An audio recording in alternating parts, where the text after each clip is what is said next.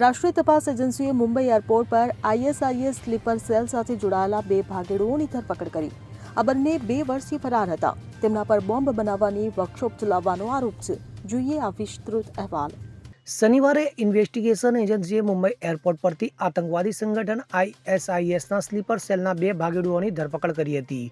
આ બંને આરોપીઓ વર્ષ 2023માં મહારાષ્ટ્ર રાજ્યના પુણેમાં વિસ્ફોટક ડિવાઇસની બનાવટ અને પરીક્ષણ સંબંધિત કેસમાં વોન્ટેડ હતા।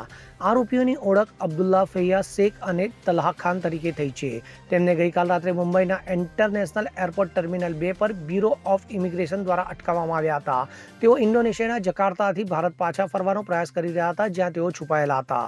બંને આરોપીઓ 2 વર્ષથી વધુ સમયથી ફરાર હતા। મુંબઈની એનઆઈએ સ્પેશિયલ કોર્ટ દ્વારા તેમના વિરુદ્ધ બિનજામીન વોરંટ પણ જારી કરવામાં આવ્યું હતું।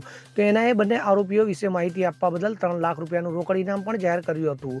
આ વ્યક્તિઓ ગુનાહિત કાવતરા સાથે જોડાયેલ છે। તેમણે હિંસા અને આતંક દ્વારા દેશમાં ઇસ્લામિક શાસન સ્થાપિત કરવાના આઈએસઆઈએસના એજન્ડાને પૂર્ણ કરવા ભારતની શાંતિને ખલેલ પહોંચાડવાના ઉદ્દેશ્ય સાથે આતંકવાદી કૃત્યો કરવાનું કાવતરું ઘડ્યું હતું।